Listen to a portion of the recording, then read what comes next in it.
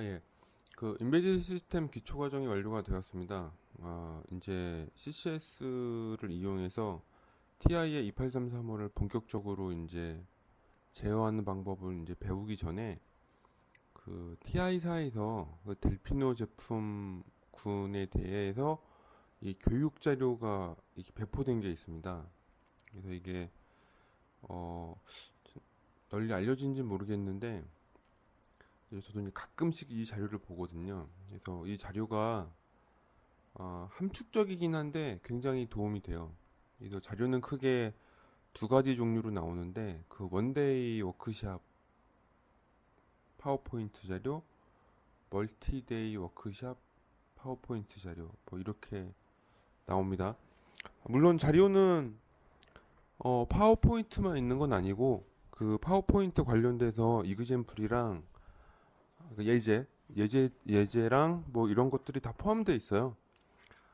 우선은 그 자료를 그 좀 한번 참고를 해보시는 게 처음엔 약간 어려울 수도 있지만 참고하는 게 좀 도움이 됩니다. 그래서 그 자료를 찾으려면 물론 TI 홈페이지에서 찾아도 되지만 그냥 구글에서 찾으시는 게 가장 편해요.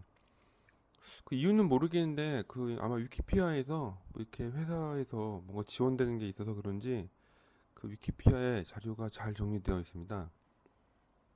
그래서 우선 구글 검색 사이트에 들어가셔서 TI 위키라고 검색하시면 이렇게 텍사스 인스트루먼트 위키 페이지가 나오거든요. 그래서 여기를 클릭을 하시면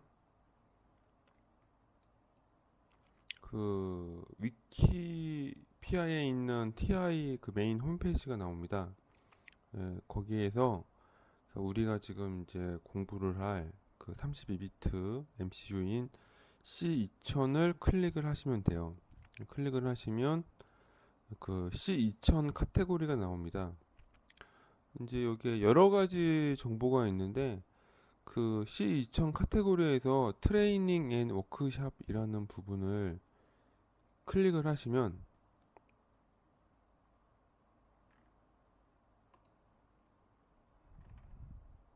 예, 그 부분을 클릭하시거나 밑에 그 2833X라고 있는 그 부분을 클릭을 하시면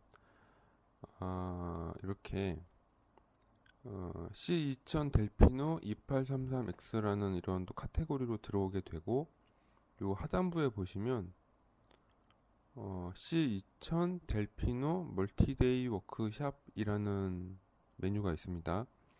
그래서 그걸 누르시면 그 C2000과 관련된 지금까지 배포된 모든 공개 자료가 있어요. 그래서 C28X 코어 그 초창기 버전부터 있거든요. 그래서 2407, 2811, 2808, 28335, 28027, 28035 등등등 쭉 있는데 이 중에서 F28335 워크샵 자료가 총 3가지가 있거든요. 그래서 그 원데이 워크샵이 있고 멀티데이 워크샵이 있는데 그 세 번째 2010년도에 나온 리비전 8.1 자료를 받으시면 됩니다. 이 자료를 받으시면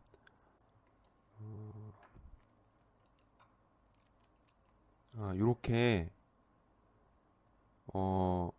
그 자료가 3개가 나옵니다. 3개나 4개 정도 나오는데 랩, PPT, 솔루션 이렇게 나옵니다. 근데 제가 여기서 설명해 드릴 자료가 그 PPT 자료입니다. 그래서 PPT를 들어가시면 그 총 14개, 15개 정도의 PPT가 나오는데 이 PPT가 뭐냐면 요새도 TI에서 그 델피노 제품군 교육을 하는지는 모르겠는데 나온 지가 꽤 됐거든요. 요새는 안 할 수도 있습니다. 그 하루 교육 과정이 있고 3일 교육 과정이 있습니다. 그래서 그 3일 교육 과정에 대한 PPT 자료입니다. 그래서 이 자료를 한번 다 열어보시면 그 TI의 28335와 관련된 내부 페리페럴에 대한 설명이나 뭐 랩 파일, 그러니까 이그젠플 파일 관련된 내용이 나오거든요. 근데 여기 있는 걸 쭉쭉 이제 따라하는 게 3일 과정인데,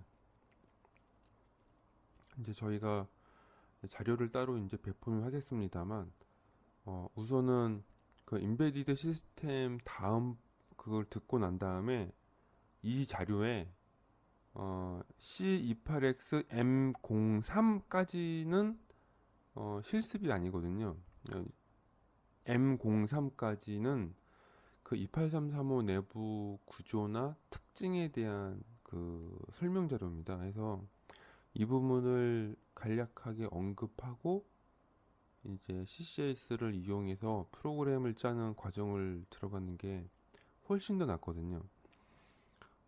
또 이렇게 제가 이제 이 과정이 학부생한테 설명을 하다 보니까, 말씀드렸다시피 전기공학과는 뭐 약간 이런 어떤 마이컴을 쓰는 부분에 대해서는 전작과보다는 좀 상세한 교과 과정이나 어떤 그런 접하는 기회가 많이 없거든요. 그래서 좀 기본 개념을 좀 이렇게 설명한다는 차원에서, 좀 이런 설명이 필요합니다. 그래서 지금 이제 1시간 정도 이 멀티데이 워크샵 리비전 8.1 자료에 있는 이 PPT 자료 중에 C28X M00부터 M03까지 그 내용을 설명하고 이제 다음 또 과정을 진행하겠습니다. 우선 M00에는 광고입니다. 광고. 이제 뭐 이 교과 요 이제 PPT를 이용한 이 트레이닝 과정이 워크샵 과정이 어떻게 된다라는 간략한 설명이 있고요. 이미 이 자료가 뭐라고 하지? 정리가 잘 돼 있기 때문에 얘를 제가 따로 수정하진 않고 그러니까 지금 저희가 연구실 내부에서 따로 만든 자료와 같이 병행해서 보시면 괜찮습니다. 아주. 그래서 이 자료는 뭐 보조 자료로서 설명을 하겠습니다. 우선은 첫 번째 페이지에 있는 이 사진은 그 TI사에서 델피노 제품군을 보면 그 레퍼런스 키트를 몇 가지를 팠는데, 그 컨트롤 보드인가? 컨트롤 보드라는 뭐 제품군으로 파는 게 있습니다. 그래서 그 제품 사진입니다. 이거를 쓰시는 분을 거의 못 봤네요. 이게 그 약간 문제랄까? 그 다른 연구실에서 이 TI사 레퍼런스 보드를 지원받아서 쓴 게 있는데요. 이게 레퍼런스 보드인데 이게 산업용이나 무슨 이렇게 아주 신뢰성을 요구하는 그런 환경에서 사용되는 게 아니다 보니까 이게 생각외로 좀 고장이 잘 난다는 얘기가 좀 있더라고요. 그래서 뭐 판매량이 많은지는 모르겠습니다. 이 같은 경우는 일단 모양은 이렇고요. 일단 소개인데 뭐 네임, 컴퍼니, 프로젝트, 신뢰성, 뭐 DSP 마이크로 컨트롤러의 경험, TI 프로세서 경험, 뭐 등등등이 있네요. 뭐 이런 내용들을 설명한다는 뜻이고요. 우선은 이 멀티데이 워크샵 이 전체 자료에 대한 설명인데요. 쭉 보시면 그 28335에 대한 자료인데 그 전체 과정이 다 담겨 있습니다. 그래서 제가 본격적으로 강의 시작하기 전에 이제 약간 코멘트를 할 부분은 그 위쪽부터 1번, 2번, 3번까지 내용입니다. 그래서 아키텍처 오버뷰, 프로그래밍 디벨롭먼트, 인바이러먼트, 페리페럴 레지스터, 헤더 파일까지는 설명을 해드릴게요. 몇 가지 이유가 있는데, CCS를 직접 이제 프로그램을 하게 되면, 제가 이제 학부생한테 어떻게 얘기를 하냐면, 학교나 책에서 배울 수 있는 C 언어 문법을 거의 100%다 씁니다. 거의 다 활용하고, 포인터를 제외한 그 사실 씌워넣는 포인터가 굉장히 중요한 문법이고 또 여러 가지 기능이 있는데 포인터를 아주 괴랄하게 쓰기 전 단계까지 씌워넣는 문법을 구사해요. 그 포인터를 괴랄하게 쓴다는 표현은 이 씌워넣어가 포인터 제어에 아주 특화된 언어거든요. 뭐 포인터와 관련된 거는 이제 C언어 강좌라든가 또 다른 기회에 설명을 하는 걸로 하고 우선은 1번, 2번, 3번 챕터까지를 설명하고 이제 4번부터 밑으로 쭉 13번까지는 이제 뭐 그 별도의 폴더에 담겨진 그 학교 내부 교육 자료가 있습니다. 그거랑 병행해서 보는 걸로 하겠습니다. 아, 익스페리먼트 키트라고 여기서 사진을 찍었네요. 아, 컨트롤 카드네요. 아, 나 컨트롤 보던 줄 알았는데 컨트롤 카드고 예, 이렇게 생겼습니다. 그리고 끝. 예, 여기서 끝입니다. 간단하네요. 예, 여기서 끄고 그 다음에 챕터 01. 01부터 내용이 좀 있을 건데 자, 01을 보면 C28335 사실 이게 요 자료 자체는 28335라고 되어 있는데 그 283XX 시리즈잖아요. 그래서 그 델피노 제품에 거의 적용 가능한 설명입니다. 그래서 요거를 좀 보시면 뭐랄까 좀 더 28335를 잘 알 것만 같은 기분이 든다는 거죠. 아무래도 이 강좌를 하는 이유는 저도 제 이제 공부하는 겸 또 이제 우리 전력전자에 관심이 있어하는 학부 친구들한테 아무래도 전력전자가 이런 제어기 설계가 중요하다 보니까 단순히 또 프로그램만 짜거나 또 하드웨어만 하거나 이렇게 뭐라고 하지 특정 분야를 너무 올인해서 가르치기가 어렵거든요. 그래서 또 시간도 그렇게 많이 투자할 수가 없고 그래서 학부 때부터 이렇게 좀 익숙하게 하는 게 어떨까라는 좀 개념으로 시작하게 된 거거든요. 그래서 이제 이게 얼마나 효과가 있을지 모르겠지만 어, 바로 예를 들어 석사 과정으로 들어온 혹은 전혀 이런 제어기를 접해보지 못한 친구한테 갑자기 뭐 프로그램을 짜라, 전력전자 제어기를 설계해라 이러면은 굉장히 당황하거든요. 그런 좀 업무적인 거리를 좀 줄여 보고자 하는 게 목적입니다. 그래서 한번 쭉 그냥 편하게 들으시면 돼요. 뭐 잠잘 때 들으셔도 되고 여기 옆에 틀어놓고 우선 요 챕터 1은 내부 구조, 뭐 특징이랑 이제 메모리 맵 관련된 설명. 이 메모리 맵 안에 다양한 것들이 있습니다. 이제 나중에 설명하겠지만 28335는 대표적인 메모리 맵디드 방식의 구조를 사용하고 있거든요. 우선 그리고 사용 가능한 뭐 페리페럴 설명이 있네요. 쭉 보겠습니다. 페이지를 넘기면 우선은 TMS32F2833X 블럭 다이어그램이란 차트가 나오고 내부 구조가 나오네요. 그 인베디드 시스템 과정을 들으셨으면 좀 익숙한 게 몇 가지가 있어요. 우선은 버스라는 용어가 가장 먼저 보일 겁니다. 프로그램 버스, 데이터 버스. 이제 프로그램 버스는 뭐냐면요. CPU가 실행하는 인스트럭션을 저장한 기억 장치. 그러니까 명령어가 저장된 메모리 소자에 어, 그 명령어를 가져오려면 어드레스를 발생해야 됩니다. 하고 제어 신호가 나가고 그 명령어를 읽어오는 그 또 데이터 버스가 필요하죠. 그래서 이 프로그램 버스라는 게 그냥 뭐 어드레스나 데이터나 이게 아니라 프로그램 그러니까 인스트럭션을 읽어오기 위한 어드레스 제어 데이터 버스를 모두 의미하고 있는 겁니다. 하고 그 하부에 있는 데이터 버스는 그 인스트럭션을 실행하면 얘를 대표적으로 우리 휘발성 메모리인 SRAM이나 아니면 페리페럴 쪽에 어떤 데이터를 쓰고 읽고 할 필요가 있거든요. 근데 이게 그 이제 나중에 설명 나오지만 얘가 그 하버드 아키텍처예요. 그래서 그 명령어를 읽어오는 어드레스 제어 신호 데이터 버스랑 데이터 자체를 쓰고 읽는 그 버스가 약간 나눠져 있습니다. 그래서 위아래 나눠져 있는 거예요.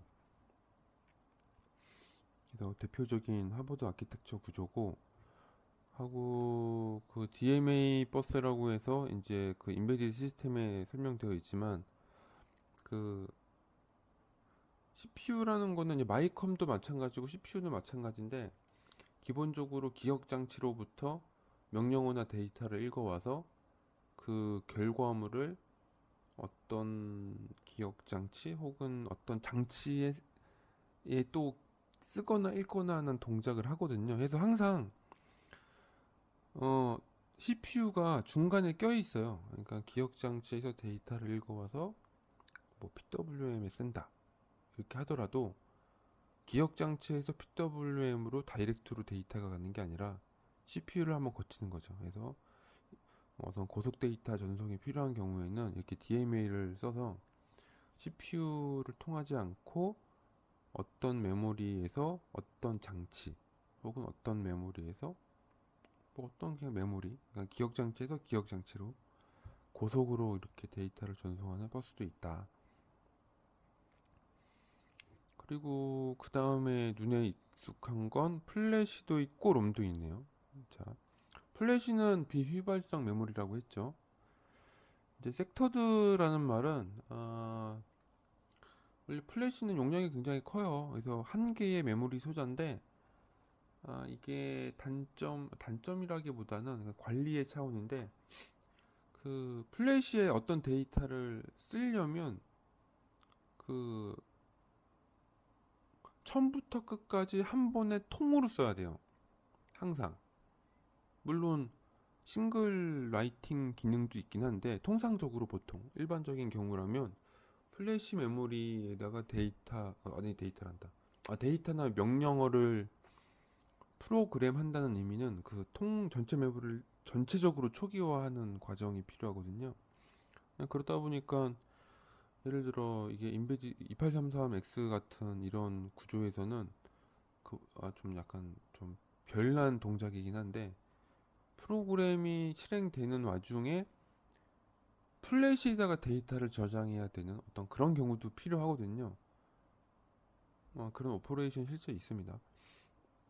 그런 어떤 응용 예제가 있어요. 그래서 그렇게 되면은 내가 데이터를 플래시에 저장한다고 통으로 얘를 프로그램 해버리면 명령어로 실행할 수가 없잖아요. 그러니까 플래시를 통으로 설계한 게 아니라 몇 개를 쪼개놨어요. 이렇게 영역별로 약간 한 용량을 예를 들어 얘가 256kW인데 통이 아니라 뭐 이렇게 32kW 단위로 몇 개를 쪼개놨습니다. 해서 전체적으로 한 번에 초기화 과정이 진행되지 않도록 해서 섹터드 플래시라는 말이 붙었고요.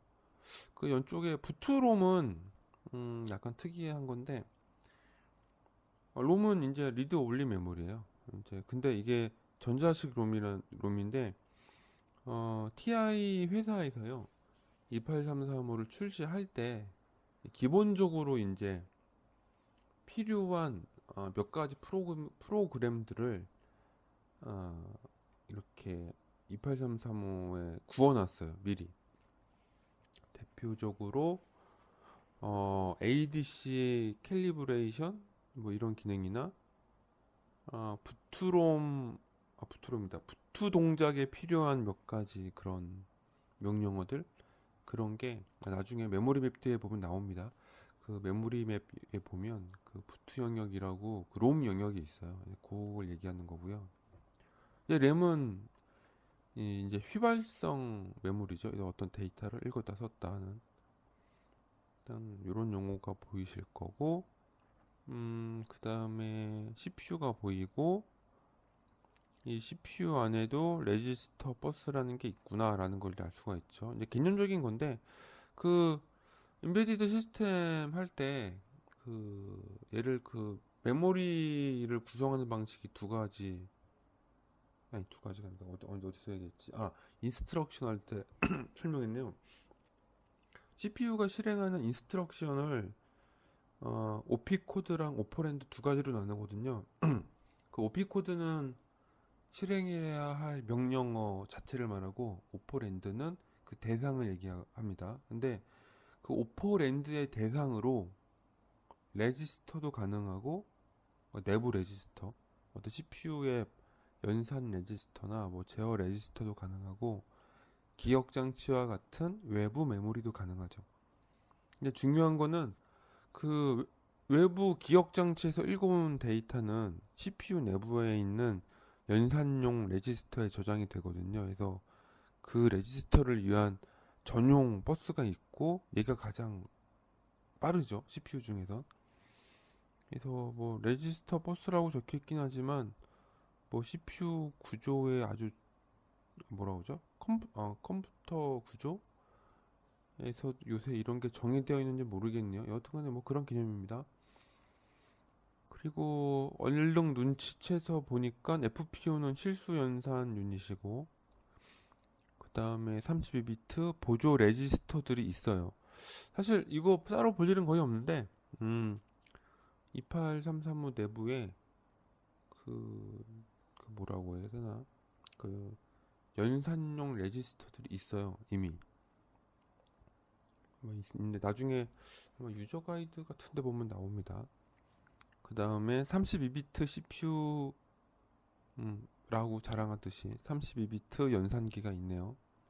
그 다음에 read, modify, write, atomic ALU 이렇게 연산 동작을 하긴 하는데 그 단 명령어로 실행되는, 그러니까는 뭐냐면은 이게 28335가 파이프라인 구조인데 뭐 파이프라인이지만 그 이런 메모리 조작과 관련된 어떤 명령어들은 인터럽트라든가 파이프라인이 오버랩 된다 하더라도 그 뭐라고 하지, 명령어 실행이 방해를 받지 않는 딱 단 명령어로 끝납니다. 또 그런 명령어가 있어요. 또 구조 그런 거를 수행하기 위한. 그래서 그렇게 하시면 되고요. 지금 기억할 필요는 없지만 나중에 인터럽트 부분에 나와요. 그 페리페럴 인터럽트 익스펜션이라고 하는 이제 메모리 맵 공간이 있고요. 그 메모리 맵 공간은 인터럽트 벡터가 저장되는 공간입니다. 그래서 그런 거를 관리해주는 그 인터럽트 제어기라고 해야 될까? 이제 그런 부분이 있어요. 나중에 이제 그 페리페럴을 공부하면 개념적으로 약간 혼동이 되는 부분이 있는데 뭐냐면 각 그 오른쪽에 보이는 각각의 페리페럴들은 각각 인터럽트를 발생하도록 제어하는 그 인터럽트 관련 레지스터가 각각의 페리페럴에 있어요. 별도로 있고 CPU가 그 인터럽트 신호를 받아서 처리하는 부분은 이 PIE 인터럽트 매니저라고 쳐져 있는 이 녹색 박스 여기에서 실행이 됩니다. 그래서 이게 그 뭐라고 해야 되나 이거를 이거 쉽게 설명하려면 좀 애매모호한데 그 CPU가 관리하는 인터럽트 관련된 제어기가 따로 있고 각각의 페리페럴 모듈에서 관리되는 그 인터럽트 레지스터가 따로 있어요. 그래서 뭐 그 정도 개념 갖고 계시면 되고 음, 그 밑에 3은 3개 있다는 뜻이고요. 32비트란 뜻이고 타이머란 뜻입니다. 그래서 그 보통 나중에 배우는 CPU 타이머라고 부르는 건데 총 3개가 있어요. 뭐 3개는 나중에 이제 본격적으로 그 파트 설명할 때 하는 걸로 하고 나머지 이제 오른쪽에 이 페리페럴들 보면 PWM, 캡처, QEP가 코드로처 엔코더 포트인가? 뭐지? P가? 뭐 약간 엔코더 관련된 어떤 채널이고요. 12비트 ADC가 한 개가 있고 12비트 ADC 자체는 한 개예요.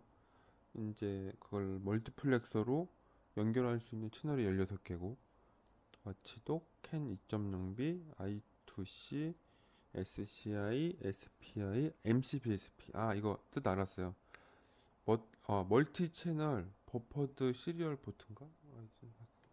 또 기억이 안 나네요. 봤는데 그런 채널이 있고요. GPIO가 있습니다.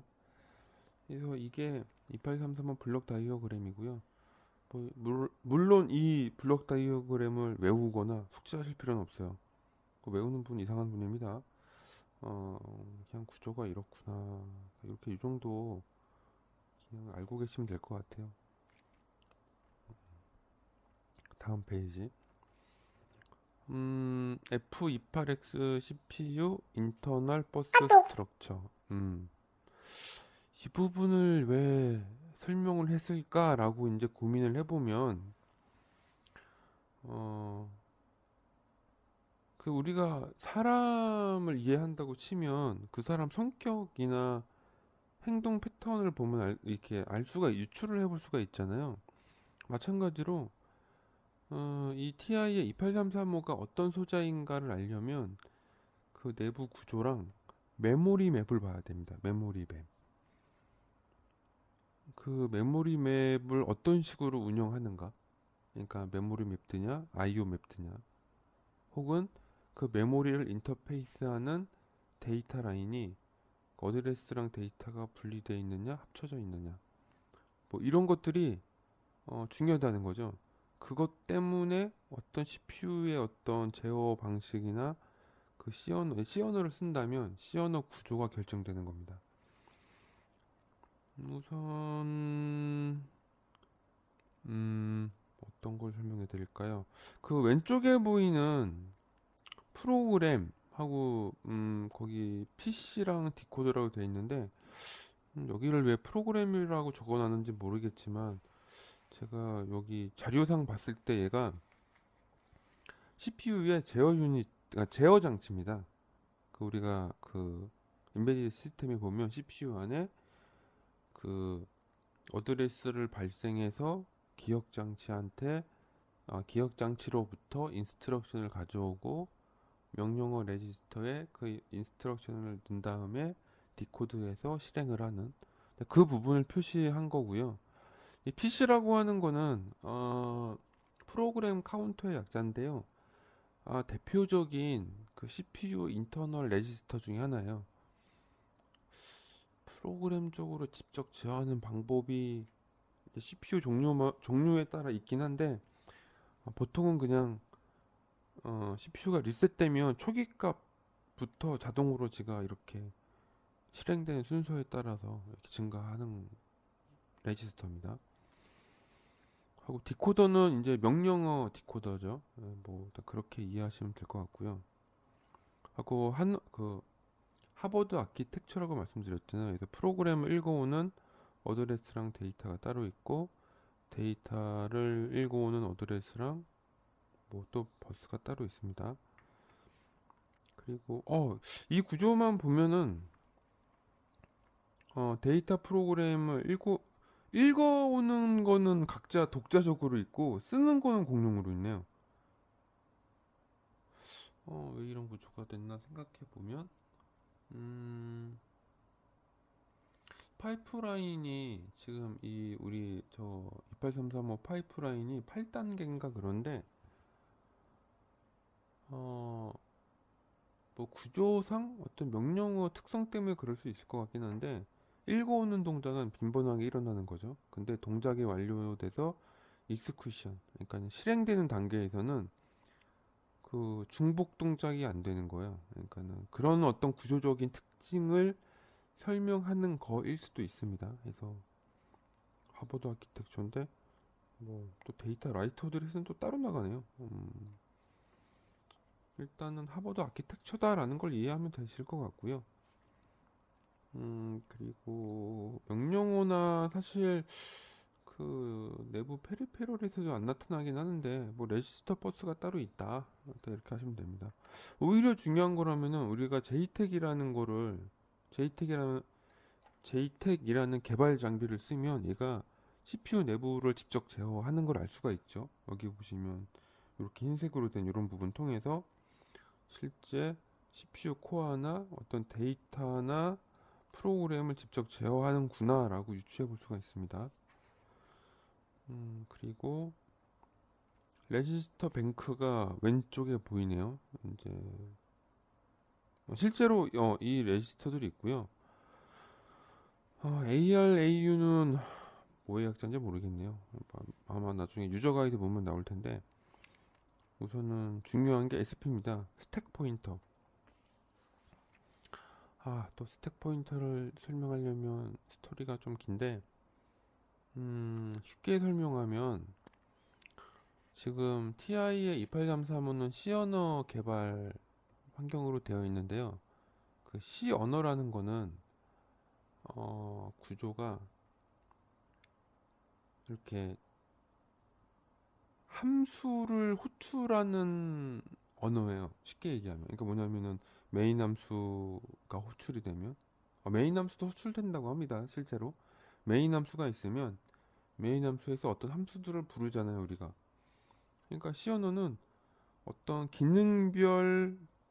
기능별로 모듈화된 함수가 쭉 여러 개가 있고 함수가 함수를 계속 호출하는 구조예요. 그러다 보니까 함수가 호출이 되면 내가 지금 실행하고 있던 어떤 주소, 그러니까 PC 값이나 프로그램 카운터 값, 그러니까 현재 실행하는 명령어의 주소죠.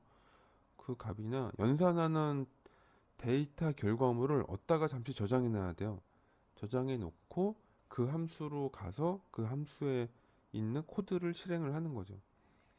그러다 보니까 C 언어 구조 자체에서 그, 그 임시 변수, 어떤 주소나 어떤 그 연산상 발생하는 그런 어떤 값들을 임시적으로 보관하는 메모리 구조가 필요하게 되어 있어요. 그래서 그거를 스택이라고 부르고 그 스택이 어디에 있는지 가리키는 레지스터를 스택 포인터라고 부릅니다.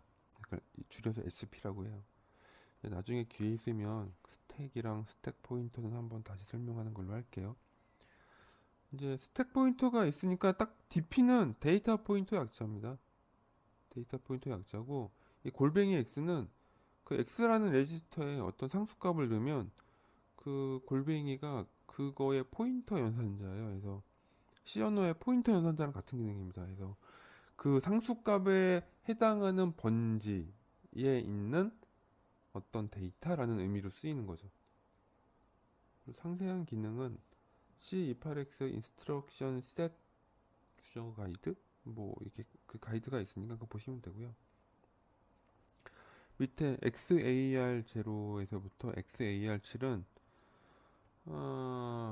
보조 레지스터예요. 그래서 액츄얼리 레지스터 0번부터 7번까지 총 8개가 있습니다. 뭐 이런 레지스터가 있고요. 가운데 익스큐션은 이제 이거는 뭐야?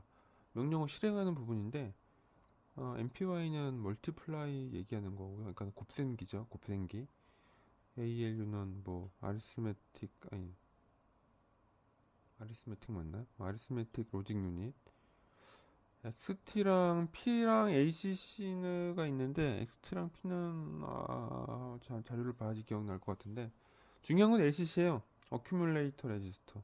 그래서 보통 그 대부분 CPU가 동일하긴 한데 비슷하긴 한데 그 산술 연산을 위해서는 그러니까는 이거 뭐라고 그러지? 산술 연산용 전용 레지스터가 있어요. 그거를 보통 어큐뮬레이터 레지스터라고 부르고 뭐 회사마다 다양하게 표현하는데 ETI에서는 ACC입니다. 그래서 연산용 레지스터다라고 이제 이해하시면 돼요.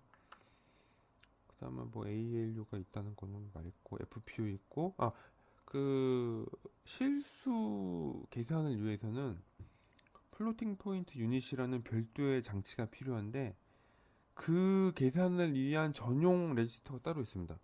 일반 레지스터가 아니에요. 실수 연산 전용. 그래서 그 FPU가 CPU 안에 있는 인터널 펑션이 아니에요. 그러니까 내부 기능이 아니라 CPU에 별도로 붙어 있는 모듈 같은 거예요. 그래서 이게 실수 연산 명령어도 따로 있어요. 그냥 28335, 그러니까 F28X용 명령어가 따로 있는데 실수 연산용 명령어가 따로 있습니다. 그래서 나중에 유저 가이드 보면 그 플로팅 포인트 유저 가이드인가 어디에 보면 명령어가 따로 있어요. 그러니까 참고하시면 되고요. 그래서 뭐 인터널 버스가 이런 게 있고 구조가 이렇고 뭐 오른쪽에 프로그램 메모리, 뭐 데이터 메모리, 뭐 페리페럴, 익스터널 인터럽트, 요 박스가 메모리 맵이죠. 전체적으로 메모리 맵인데 사실 이제 좀 아시는 분들은 금방 아실 텐데 요게 그림이긴 한데요. 되게 재밌는 그림입니다. 이게 뭐냐면 이 메모리 맵 오른쪽에 있는 요 박스가 프로그램 어드레스 버스, 프로그램 리드 라이트 버스, 리드 버스, 라이트 버스, 그리고 데이터 리드 어드레스, 리드 데이터, 그 다음에 데이터 라이트 어드레스, 라이트 버스. 이게 뭐냐면 메모리 맵되다 보니까 프로그램을 읽어와야 할 주소와 데이터, 데이터용 버스와 데이터 전용 어드레스, 데이터용 버스가 하노버란다. 하버드 아키텍처라서 분리가 되어 있는데 걔네들이 연결된 기억 소자, 그 메모리 자체는 그냥 다 같이 쓸 수 있는 거예요. 그러니까 그 이런 동작 구조 특성이 있다 보니까 어떤 게 가능하냐면 인스트럭션은 보통 비휘발성 메모리 소자, 그러니까 플래시나 롬이나 뭐 EEP롬이나 이런 데 저장되거든요. 근데 프로그램 어드레스랑 프로그램 버스랑 데이터 버스가 이렇게 공통된 그 메모리 맵에 배치되다 보니 그 SRAM 같은 경우 여기서는 이제 데이터 메모리죠. 이게 프로그램 버스에도 연결되어 있고 데이터 버스에도 연결되어 있다는 겁니다. 해가지고 그 여기 보시면 뭐냐, 얘가 이렇게도 되고 요건 당연한데 추가적으로 요것도 되는 거죠. 그래서 우리가 에뮬레이터를 이용해서 램 다운로드해서 실행하는 경우가 SRAM의 명령어를 저장했지만 프로그램 버스가 연결되어 있기 때문에 명령어가 실행이 될 수 있는 거죠. 이런 것도 이런 내부 구조 때문에 발생할 수 있는 동작이다. 좀 이해가 되죠? 왜 그런 게 가능한지. 그래서 방금 설명했던 내용인데 뭐 약간의 이제 C28X, 근데 F28X라고 해놨네요. 보통은 저 나중에 유저 가이드를 보면 C28X 코어 이렇게 설명되어 있는데 FPU라는 게 CPU 내부 로직이 아니에요. FPU가 별도의 페리페럴 모듈처럼 붙어 있습니다. 단지 이제 고속 연산이다 보니 거의 CPU 옆에 가까이 붙어 있는 거죠. 레지스터 버스를 이용해서 이렇게, 아이고, 노란색이 안 보이네요. 레지스터 버스를 이용해서 이렇게 있는 거죠. 여하튼간에 FPU는 독자적인 모듈이에요. 일단 그걸 아셔야 되고요. 몇 가지 특징들이 나오는데, 뭐 32비트 픽스드 포인트, 그러니까 정수 연산도 되고, 픽스드 포인트, MAC가 뭐지? 이게 뭐야, 약자인데 기억이 안 나네. 기억이 안 나는 게 맞네요. 여하튼간에 32비트 연산이 가능하고 16비트도 가능하고, 싱글 프리시즌은 그 32비트, 뭐 보통 우리가 시언어에서 그 4바이트 실수 연산 데이터를 의미합니다. 뭐 그거를 계산할 수가 있고, FPU가 있다 보니 실수 연산 관련된 어떤 프로그램 개발이 굉장히 쉽고, 그리고 FPU랑 전혀 관계없이, 이건 28335 구조의 특징인데 굉장히 빠른 인터럽트 응답 시간을 가지고 있고, 그리고 싱글 사이클 리드 모디파이 라이트 인스트럭션, 이건 나중에 나오는 얘기인데 보통 우리가 C 언어로 어떤 비트 제어 이런 거 하면은 사실은 한 비트를 제어하는 게 말이 쉽지, 어셈블러로 보면 기억 장치에서 데이터를 읽어와서 데이터를 조작한 다음에 조작 완료된 결과물을 또 기억 장치에 갖다 쓰는 그 몇 단계로 나눠져요. C 언어 한 줄이 여러 개의 명령어로 바뀝니다. 근데 그 28335 같은 경우는 C 언어에 있는 한 줄의 명령어가 그냥 어셈블러 하나인 경우가 있어요. 하나나 두 개? 정말 고효율적으로 변환이 되는 거죠. 하고 그 명령 그렇다 보니 이게 이제 아토믹 오퍼레이션으로 얘네들이 주장하는 거예요. 어떤 명령어, 내 C 언어로 구현한 명령어가 굉장히 적은 어셈블러로만 구현되다 보니 리드 모디파이 라이트 동작 1년의 인스트럭션 실행 플로우가 깨질 확률이 주는 거죠. 그 명령어 실행되려면 그 설명드렸습니다. 패치 동작이 있고 디코드 동작이 있고 익스큐트 동작이 있다고. 익스큐트는 리드라이트가 있다. 그래서 뭐 이런 특징이 있고요. 유니크 리얼타임 디버깅. 유니크 하진 않은데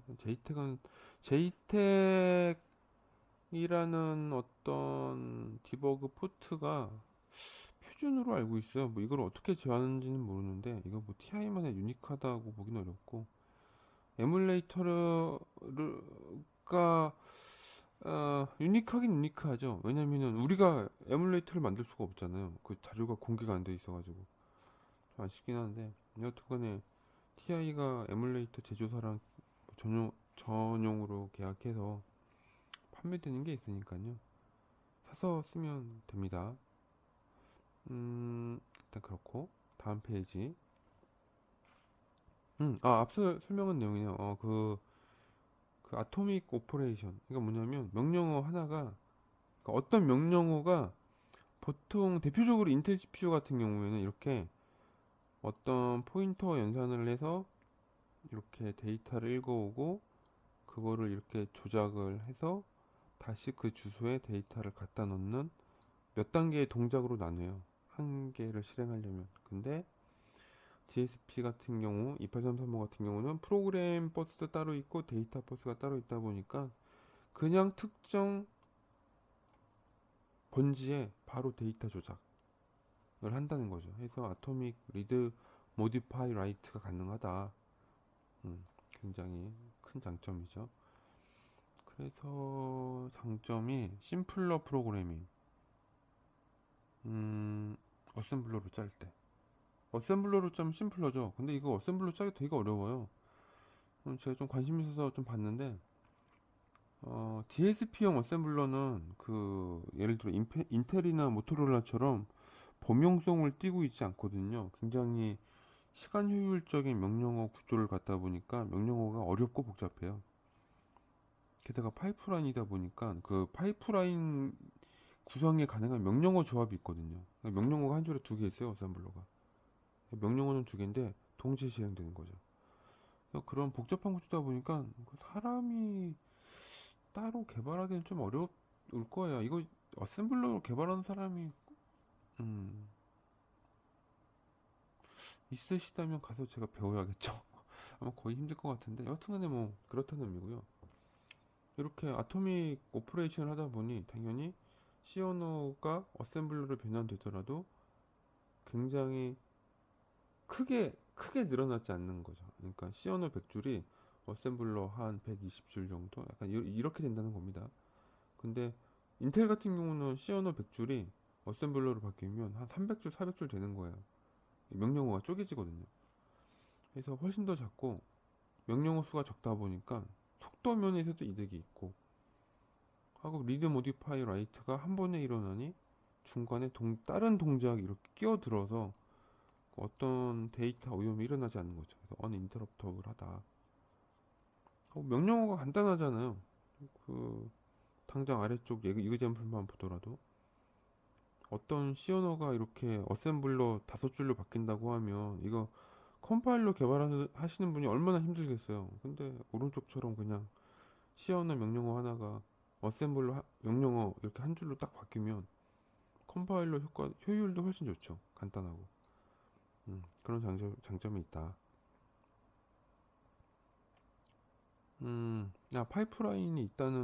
파이프라인이 있다고 말씀드렸잖아요. 그래서 실제 2833은 캐시는 없어요. 캐시는 없고 SD램도 연결하지 못합니다.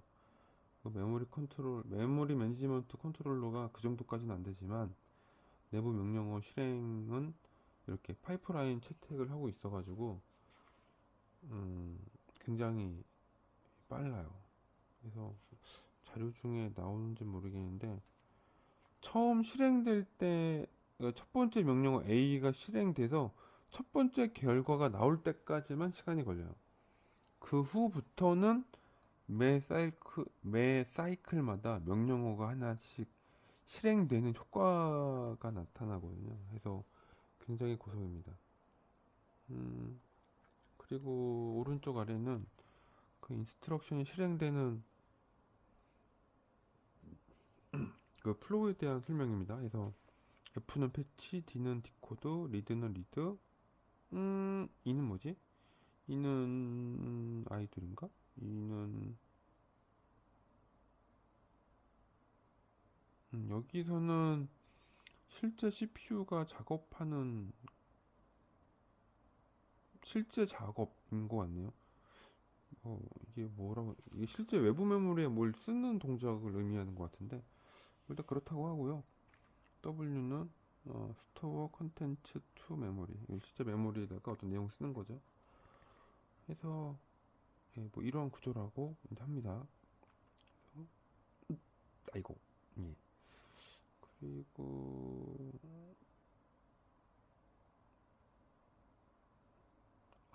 그쵸. 인베디드 시스템 할 때 말씀드렸는데 그 파이프라인이 좋아요.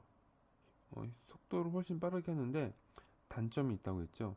동일한 어드레스에 쓰기 동작이나 리드 동작이 안 돼요. 그러니까 방금 이거 뭐냐면 요 명령어 2의 이 쓰기 동작이랑 명령어 G의 읽기 동작이 그 같은 주소에 있는 거예요. 그러니까 이게 파이프라인 규칙을 깨는 거거든요. 그래서 자동으로 이렇게 뒤로 명령어가 밀려서 파이프라인 그 동작이 오염되지 않도록 이렇게 지가 알아서 변경이 됩니다. 그래서 파이프라인을 지켜준다. 프로그램 신경 쓸 필요는 없어요. 근데 대신에 이제 파이프라인이라는 게 이런 특성이 있다 보니까 대충 상상을 하면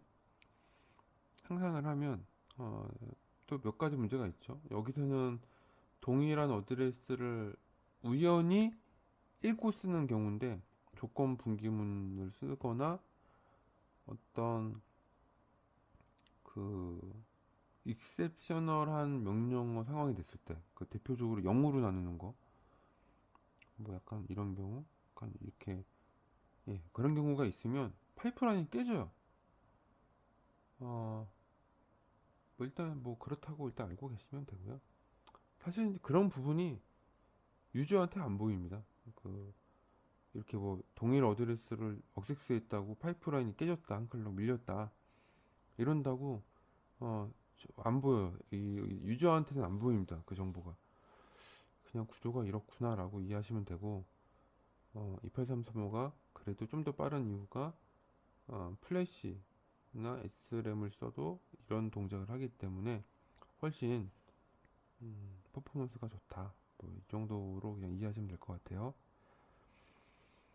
음, 그 FPU가는 우선 아까 말씀드렸다시피 28335의 C2000 코어 그러니까 파워포인트로는 F28X 코어랑 FPU를 실행하는 명령어랑 서로 독자적이에요.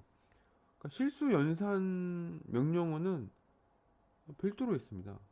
CPU 코어 안에 로직으로 같이 있는 게 아니에요.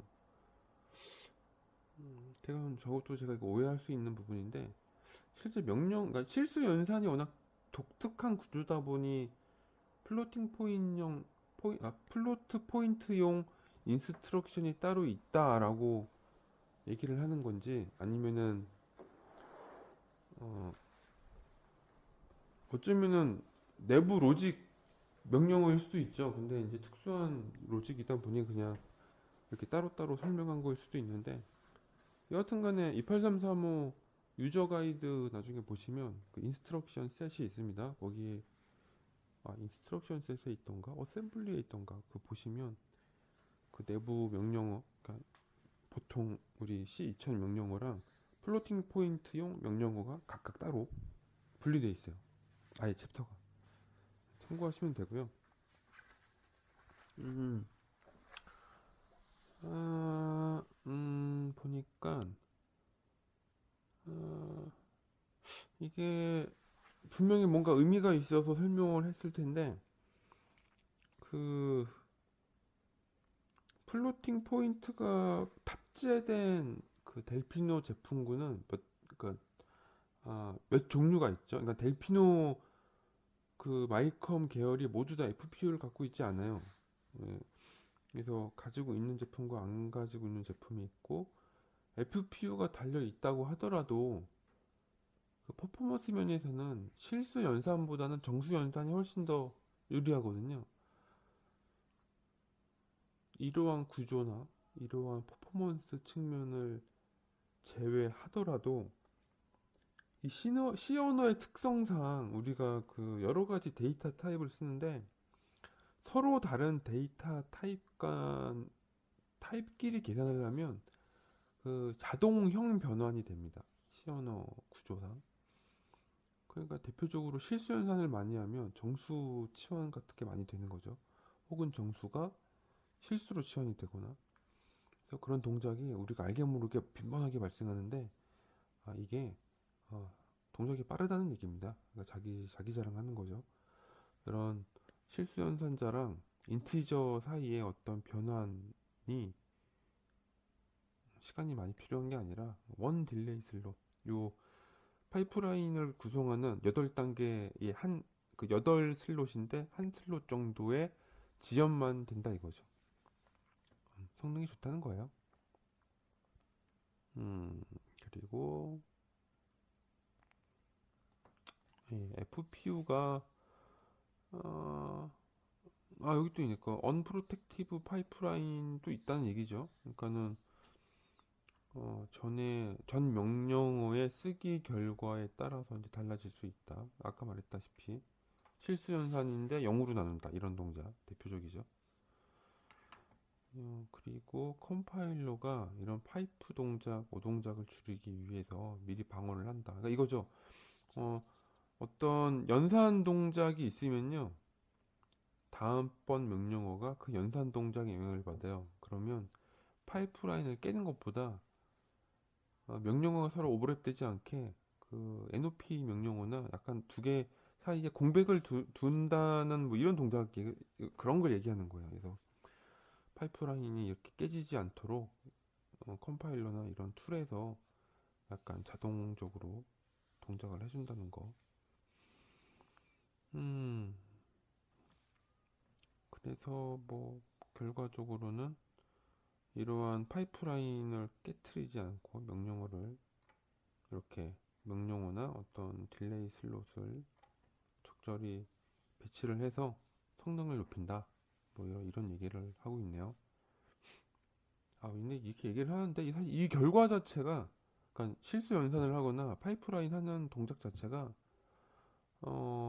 프로그램 개발자한테 안 보여요. 이게 내부 동작이라서 단지 그냥 TI 28335가 FPU 동작을 하는 데 있어서 이러한 장점이 있다. 뭐 이런 동작 특성이 있다라는 얘기지. 이게 뭐 눈으로 보이거나 이러지 않습니다. 그냥 이해를 해보자 이거죠. 그 다음에 메모리 맵 나왔네요. 메모리 맵은 이 28335의 데이터 시트, 유저 가이드 말고 유저 가이드 보면 잘 안 나와 있고요. 데이터 시트에 보면 잘 나와 있습니다. 메모리 맵. 그래서 우선은 여기서 보셔서 알겠지만 28335의 그 어드레스 공간은 22비트인가 이래요. 그래서 총 4메가 영역입니다. 4메가 영역. 그래서 보시면 요게 음, 음, 1메가고요. 요 앞에 0, 1, 2, 3 해가지고 이게 3회가 영역이고요. 하버드 아키텍처이기 때문에 데이터랑 프로그램 버스가 따로 있는데, 그게 양쪽에 다 연결되어 있는 구조, 그는 메모리라고 치면 메모리가 양쪽에 다 연결되어 있어서, 어, 그죠? 그러니까 SRAM이라고 치면 프로그램이 그러니까 인스트럭션 정보를 저장할 수도 있고, 순수하게 데이터 정보를 저장할 수도 있고, 또 반대로는 플래시에서 실행되는 명령어가 자기 자신을 셀프 프로그래밍 될 수가 있는 거죠. 이게 여러 가지 구조 동작이 된다. 일단 이런 얘기고요. 특징적으로 보자면 아까 맨 처음에 설명했던 건데, 그 부트롱 TI에서 팩토리 프로그래밍 됐다고 하는데, 공장 초기화 어떤 프로그램들이 있는 부분도 있고, 우리 사용자가 직접 제어하는 플래시 메모리도 있고, 요 두 부분이 비휘발성, OTP도 있네요. 뭐 써본 적은 없는데, 뭐 이런 건 비휘발성이고, 나머지 이제 뭐 램, 뭐 이런 부분, SRAM, 싱글 억세스 램이라고 부르죠. 하고 X인트 존 67은 익스터널 메모리 버스인데, 여튼 간에 그런 부분들은 이제 휘발성입니다. 뭐 일단 그렇고요. 또 눈에 안 보이는 여러 가지 특징이 있는데요. 우선 CSM, 코드 시큐리티 매니지먼트 프로텍티브 어쩌고저쩌고 있는데, 옛날에는 마이콤이 지금 정도까지 발전이 안 됐을 때는 우리가 보통 데드카피라고 해서 누가 열심히 개발해 놓은 거 똑같이 내가 만들어서 프로그램까지 복사해서 쓸 수 있는 그런 시대가 있었어요. 대표적으로 이제 지금은 많이는 없는데, 그 비디오 게임방, 그 오락기, 전자오락기라고 부르는 거. 저희 아버님이 옛날에 세운상가에서 전자오락기 복사해서 파셨어요. 그때가 좋았는데. 여하튼 간에, 그런 어떤 기술들이 있다 보니, 28335 정도 쓰는 어떤 제품군이면 인베디드 시스템이고 규모가 크지 않을 테니 이걸 쉽게 복사할 수 있는 거죠. 프로그램을. 그래서 이 CSM 프로텍트라고 된 이 부분은 외부에서 만약에 어떤 방법으로든 간에 이 지금 대각선으로 빗줄친 부분에서 실행되는 게 암호가 걸려서 보이지가 않습니다. 그러니까 이게 정상적인 데이터가 안 보이도록 얘가 내부적으로 이제 보호를 거는 게 있어요. 참고해 두시면 되고요. CSM 프로텍트를 할 거냐 말 거냐 이런 옵션 사항은 없어요. 그냥 이 영역에서는 외부에서 얘가 보이지가 않는다요. 에뮬레이터로 프로그래밍 하면 모를까?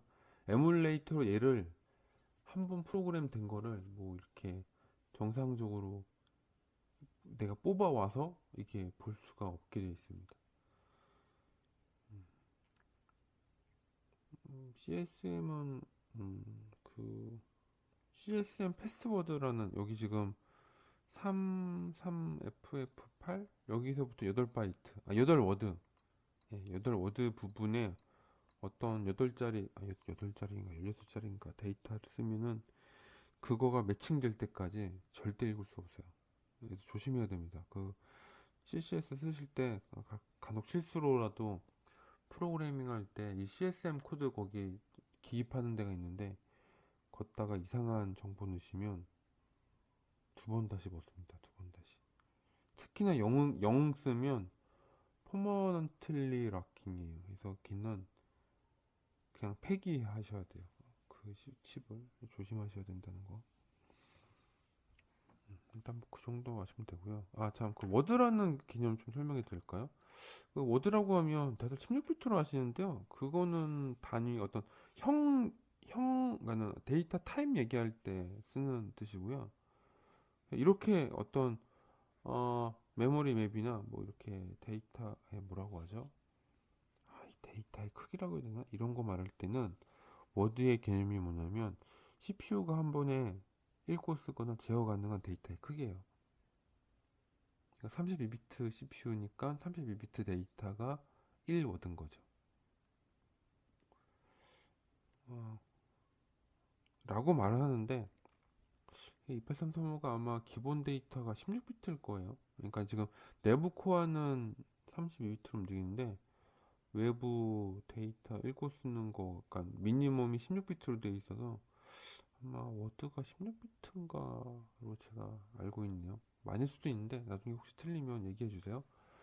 워드라는 거는 뭐 8비트, 16비트, 32비트 뭐 그런 크기를 말하는 게 아니라 CPU에서 어떤 읽고 쓰는 데이터의 최소 크기, 최소 크기라고 하는데 최대 크기 이런 개념입니다.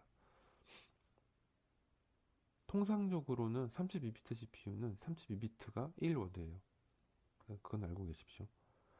가끔 그런 용어들이 나와서 코드 시큐리티 모듈이네요. 나는 왜 매니지 모듈이라고 말했죠. 눈으로만 보니까 해서 여기서는요 이 프리벤트 리버스 엔지니어링 이게 역해석해서 카피하는 거를 리버스 엔지니어링이라고 부르는데 이런 거를 이제 근본적으로 차단하는 거죠. 뭐 실제로 해보진 않았지만 아, 이게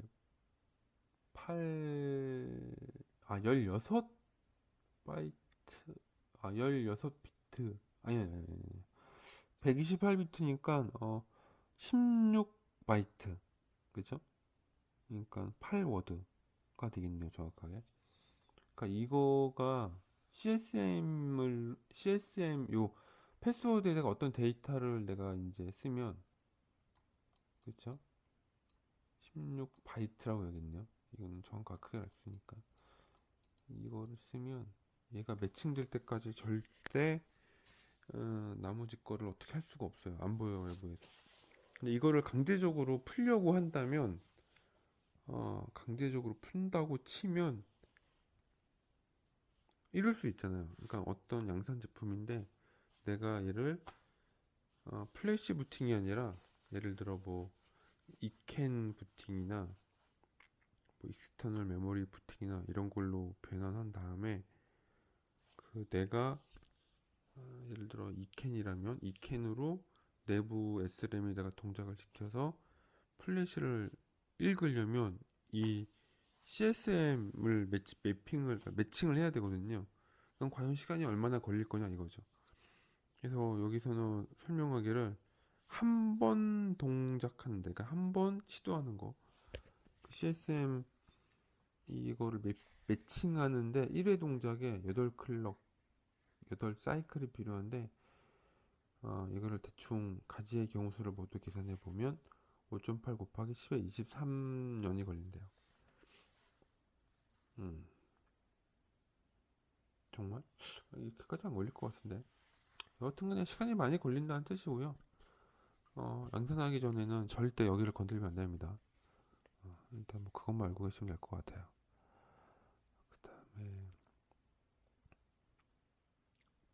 이게 몇시나 거의 다 끝났네요. 나는 이거 안 끝나가지고 이거 언제 끝나나 이러고 있었는데 아 요새는 의미가 좀 퇴색됐기는 했지만 이 28 계열 그러니까 델피노 제품군이 처음에 나올 때부터 TI사가 굉장히 자랑했던 거예요.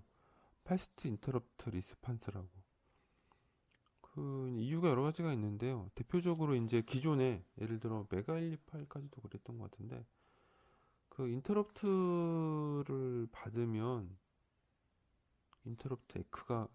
인터럽트 리퀘스트 신호가 오면 그거를 반응하고 스택에다가 데이터를 저장하고 인터럽트를 실행하는 이 과정이 굉장히 많은 많은 인스트럭션을 실행해야만 됐거든요. 그러다 보니까 리얼타임용 제어기에서는 이런 인터럽트를 실시간으로 처리할 때 이게 단 명령어 몇 개라도 많이 실행돼 버리면 이게 실시간이 떨어지잖아요. 특성이. 대표적으로 막 우리 PWM이나 AD 컨버터 고속 변환할 때 보통 막 우리 DCDC 컨버터에서 50kg, 60kg 뭐 이렇게 쓰는데 50kg라고 치면 40 마이크로세크거든요. 한 주기가. 40 마이크로세크 내로 명령어가 실행이 되려면 상당히 빨라야겠죠. 인터럽트 처리하는 게. 그래서 메터는 그런 거를 되게 신경 써서 만들었다는 뜻이고요. 음, 중요하게 봐야 할 부분이 나눠서 보면 오른쪽부터 볼게요. 그 델피노는 그 28X 코어가 하나 있습니다. 근데 인터럽트를 인식하는 건 한 개예요. 인베디드 시스템으로 설명하면 인터럽트 리퀘스트 신호가 딱 한 비트가 있습니다. 그거는 int m이라고 하는 글로벌 마스크 비트로 제어가 되고 어, 얘는 그 하부에 16비트인가? 아마 인터럽트 이네이블 레지스터랑 인터럽트 플래그 레지스터로 구현이 될 거예요. 이게 12비트 아니 12개 인터럽트가 포함되어 있다고 되어 있는데 그 리저브드 포함 리저브드가 아니라 사용자가 사용하지 못해 사용자한테 그닥 공개되지 않은 그닥이라고 하는 거는 이제 그 에뮬레이터용이라든가 내부 구성용 인터럽트도 있거든요. 그런 거 포함하면은 15개인가 16개 됩니다. 근데 그 중에서 사용자 관련된 인터럽트가 한 12개 정도, 아니 14개 정도 있거든요. 그래서 여기서 여튼간에 CPU 앞에는 하나가 있고요. 이 앞에는 최대 16개가 있고요. 이 16개 하나가 8개의 소스를 가질 수가 있거든요. 그래서 내가 왜 16을 했지, 였다가? 10입니다. 죄송해요. 아이고. 12 곱하기 8에서 그게 96개가 된 거죠. 그렇습니다. 그래서 96개를 할 수 있는데 96개가 다 꽉 차 있는 건 아니고 그중에 이제 듬성듬성 빈 것도 있고 미래 확장용으로 남겨둔 것도 있는데 여튼간에 이런 구조다. 그 다음에 뭐 너무 뻔한 얘기지만 이런 일련의 과정은 리얼타임용 MCU라서요. 하드 와이어도 되어 있습니다. 그냥 인터럽트 리퀘스트가 들어오면 바로 그냥 쭉 실행되는 거죠. 그리고 램은 벡터로 억색스한다. 사실 이거 좀 약간 이해인데요. 그 인터럽트 벡터를 아주 코드 짜보시면 알 텐데 그 듀얼 메모리 맵이라고 돼서 그 메모리 그런 기법이 있어요. 이 28335에. 근데 그게 256워드인데 초기에 딱 한 번 초기화를 합니다. 일반적으로. 근데 이게 휘발성 메모리에 담겨 있기 때문에 프로그램을 짜는 목적에 따라서 조작이 가능해요. 그러니까는 시스템이 부팅되고 나면 한 번 초기화가 됩니다만 혹시 필요에 따라서 그 인터럽트 함수를 바꿀 수가 있어요. 강제로 유저가. 왜냐면은 그 휘발성 메모리에 저장된 램에 저장되거든요. 이 벡터 정보가. 뭐 그래서 이제 그러다 보니까 혹시 그런 경우가 있다면 이렇게 DMA 같은 거 써서 제어도 조작도 가능하다. 뭐 이런 얘기고요. 오토 플래그 업데이트. 그 인베디드 시스템에서 인터럽트 소스가 두 개가 있다고 했잖아요. 그 폴링 방식이 있고 또 뭐 있었지? 그냥 보통 인터럽트 방식이 있다고 했었던 것 같은데 인터럽트 방식이라고 했나요? 되게 뭐라고 픽스드 뭐라고 부르는데 예전 자료 한번 찾아보세요. 그 이게 오른쪽에 설명되어 있지만 하드와이어드 된 인터럽트는 C28X 하나만 연결되어 있어요. 그 앞단에는 16개가 들어오고 그 16개의 나머지 8개 비트 8개씩 붙어서 96개까지 늘어난 거거든요. 그래서 그러다 보니까 뭐냐면 그 펜딩, 그러니까 인터럽트 발생 요청된 플래그가 펜딩이 되거든요. 그래서 그런 플래그가 자동적으로 바뀝니다. 그래서 인터럽트가 실행이 되면 그 플래그가 자동으로 안 꺼지고 그때는 이제 매뉴얼로 그러니까 수동으로 꺼줘야 돼요. 그러니까 인터럽트가 발생했을 때만 오토 펜딩이고 끌 때는 유저가 강제적으로 꺼줘야 돼요. 일단 그런 내용의 요 오토 플래그 업데이트란 내용이고요. 맨 마지막에 컨커런트 오토 컨택트 세이브라고 하는 부분은 뭐냐면 컨택트는 뭐냐면 이게 그 어떤 그러니까 우리 그 TI 28335가 실행이 될 때 저장 그러니까 스택 포인터가 스택 메모리에다가 어떤 현재 상황을 저장한다고 했잖아요. 그렇게 그러니까 뭐냐면 그 저장해야 할 데이터의 전체 집합을 컨택트라고 불러요. 이게 사실은 이게 컨택트란 용어가 그 RTOS에서 나오는 개념이거든요. 그래서 뭐냐면 그 RTOS가 이거죠. 그 태스크라는 게 여러 개 실행될 수가 있는데 각각의 태스크가 자기가 사용하는 그 지역 변수가 있어요. 근데 RTOS가 사실은 말이 좋아서 이제 우리가 그 운영 체제라고 하지 CPU 입장에서 봤을 땐 매번 실행되는 명령은 한 개뿐이거든요. 내가 이 얘기를 왜 했지 근데? 해서 그 컨택트라는 용어가 이겁니다. 그러니까 원래는 RTOS가는 그런 운영 체제가 있는 곳에서 쓰이는 용어인데 각각의 태스크가 유, 유지 보수하는 메모리 아니 메모리란다. 어떤 변수 집합을 컨택트라고 불러요 원래는. 근데 이게 28335는 물론 RTOS가 뭐 초기부터 도입된 건 아니지만 그 뭐냐 인터럽트라는 걸 생각해 보면 우리가 그 메인 루프에서 뭔가 내가 동작 중에 다른 어떤 예외적인 어떤 코드가 실행되는 거잖아요. 그러니까 이 행위가 마치 그 리얼타임 OS로 치면 그 메인 타스크에서 서브 타스크로 이렇게 동작 포인트가 옮겨간 거예요. 그러다 보니까 메인 타스크에서 실행됐던 어떤 변수 집합 그 상황을 그 상황 돌던 상황을 어, 어디다 저장해야 되는 거죠. 그래서 인터럽트가 처리되면 다시 그 컨택트를 복구를 하면 다시 이제 메인 타스크가 실행이 되는 거예요.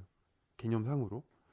그래서 이제 이런 용어가 채택이 된 거고 이제 이러한 일련의 동작이 인텔 CPU 같은 경우는 사용자가 명령을 쳐줘야 돼요. 어떤 걸 저장할지. 물론 이제 어, 사용자가 치기 때문에 효율적인 구조도 있긴 한데 효율적인 면도 있는데 단점도 있죠. 매번 쳐줘야 되니까. 근데 프로그램 짤 때마다 인터럽트나 뭐가 실행될 때마다 뭔가 저장돼야 할 변수가 뭔지 조사를 해서 걔를 등록을 해줘야 돼요. 그러니까 이게 좀 불편하잖아요. 그러니까는 리얼타임용 프로그램 짤 땐 불리해요. 그냥 인터럽트 발생하면 무조건 저장해. 무조건 현재 타스크에서 진행되던 어떤 변수들 아니면은 주소값 이런 것들을 무조건 스택에다가 저장해 라고 한다는 거죠. 그래서 컨커런트 연속적으로 자동 컨택트 세이브가 된다고 말하는 거고 그 내용이 그 밑에 있는 겁니다. 뭐 여러 가지 레지스터들이 있는데 뭐 일단 대표적으로 중요한 건 맨 밑에 있는 거 PC예요. 프로그램 카운터. 이 PC가 뭐냐면 현재 CPU가 실행하는 명령어의 위치를 의미하는 거예요. 일단 그런 게 있고 뭐 여러 가지 레지스터들이 있네요. 뭐 일단 참고하시면 될 것 같습니다. 그다음에 음, 맹세컨대 한 번도 안 쓴 기능인데 그 위키피아 TI 홈페이지 아까 보셨으면 알 텐데 그 델피노 제품군이 그 2407이라는 제품, 그러니까 24XX부터 시작을 했거든요. 그래서 28X, 2812, 2808 이런 식으로 쭉 진행이 되다 보니까 그 소프트웨어 호환도 약간 지원을 해줄 필요가 있는 거죠. 완전히 매번 예를 들어 우리 가정용 컴퓨터에 들어가는 인텔 CPU가 새로운 CPU 나올 때마다 명령어가 호환이 안 되면 어떻게 되겠어요? 예, 마이크로소프트사가 망하겠죠. 망하거나 망하지 않게 하려면 굉장히 프로그램을 고민을 해야겠네요. 그 명령어를 다 다르니까 명령어를 명령어는 달라도 동작은 똑같아야 되잖아요. 그걸 다 개발을 해야 되니까. 그래서 이 호환 모드가 되게 중요한 경우가 있어요. 한 프로덕이 오랫동안 쭉 개발되는 경우에. 그래서 그런 호환 모드를 이렇게 설정해서 쓸 수 있습니다. 뭐 호환해서 쓰는 사람은 못 봤네요, 여태까지. 여하튼간에 초기 버전은 C24X 코어고요. 지금 나오는 코어는 이제 C28X. 아, 여기 C라고 표현했네요. 예. 그 유저 가이드나 데이터 시트에는 그 DSP 코어를 C24X, C28X 이렇게 표현해요. F28X라고 표현하지 않습니다. 아마 이게 28335 소재라서 F28X라고 표현했는지는 모르겠지만 원래 그래요. 음, 여기서 잘 적어놨네요. 대부분의 모든 유저는 C28X 네이티브 모드로 동작해요. 디폴트 값이 이겁니다. 그리고 여기 있네요. 이게 설정이 가능하지만 여튼간에 CPU가 리셋 걸리고 리셋한 후에 최초 그냥 무조건 자동으로 C28X 모드로 동작되게 되어 있어요. 그리고 C24X를 선택하면 이제 하위 호환이 될 수 있다. 뭐 이런 얘기고요. 음, 잘 쓰지 않아요, 이기는. 보통 그냥 28335는 28335로 씁니다. 또 이런 문제도 있어요, 사실은. 이게 CPU에 이런저런 기능을 넣어놔도, 예를 들어 28335 쓰던 사람이 2407로 내려가지 않습니다. 예, 몇 가지 이유가 있는데, 우선 가격이요, 똑같아요.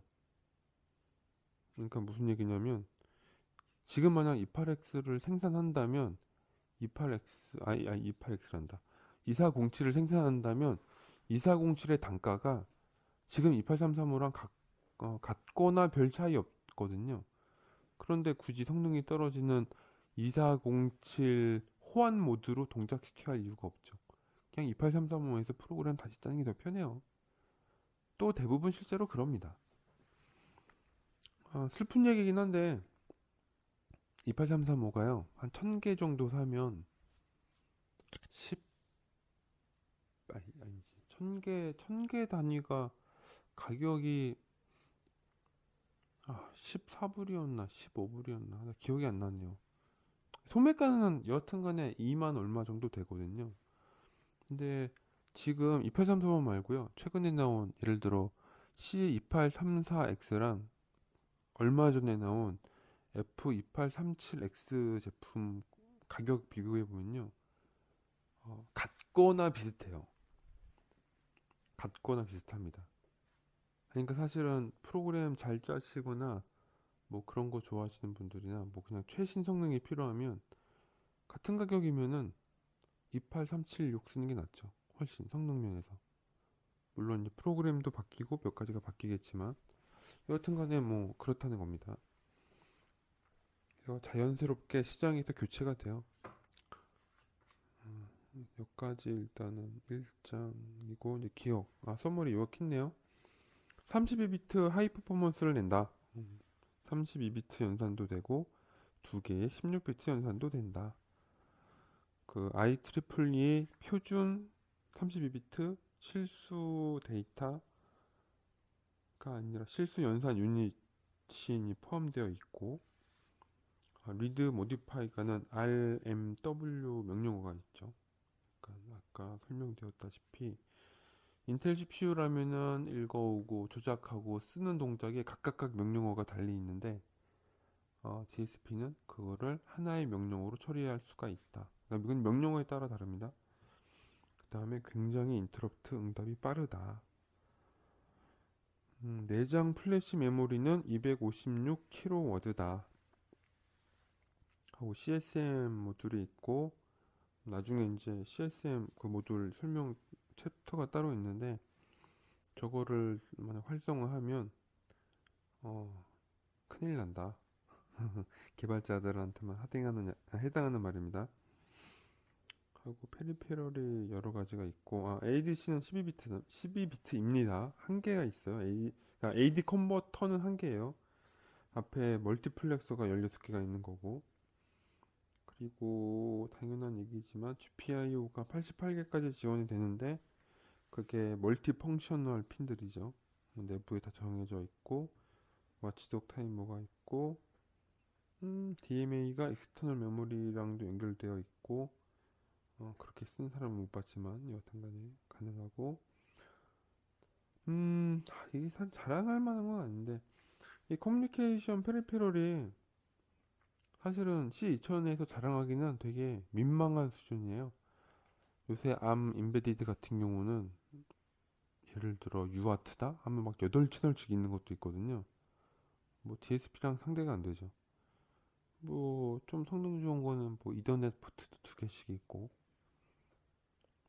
아니면 뭐 USB 포트도 있고 뭐 여튼간에 요새 최근에 나온 인베디드 암 컨트롤러는 기본적으로 네트워크 쪽 컨트롤러에서 파생되다 보니까 진짜 커뮤니케이션 페리페럴이 특화되어 있거든요. 근데 DSP는 그러진 못해요.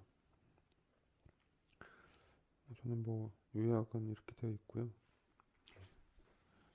참고하시고 여기까지 끝났네요. 그래서 우선 1장을 마쳤고 음, 만약에 그 인베디드 시스템 강좌를 차분히 들으셨다면 요 TI에서 제공하는 리비전 8.1 멀티데이 워크샵 자료에 챕터 0과 챕터 1 내용은 그냥 편안하게 쭉 보실 수 있으셨을 거예요.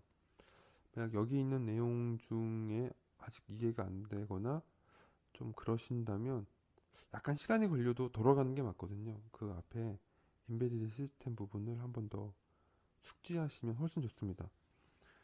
이제 나중에 28335 강의를 하면 이런 부분들은 알고 있다고 가정하고 그냥 구두로 말하고 끝나는 경우가 많거든요. 매번 이런 부분들을 이렇게 언급하면서 하기가 사실 힘들어요. 기본적인 사전 지식이 필요합니다. 이 인베디드 프로그램을 배우려면 우선은 여기까지 마치고 또 다음에 다시 뵙겠습니다.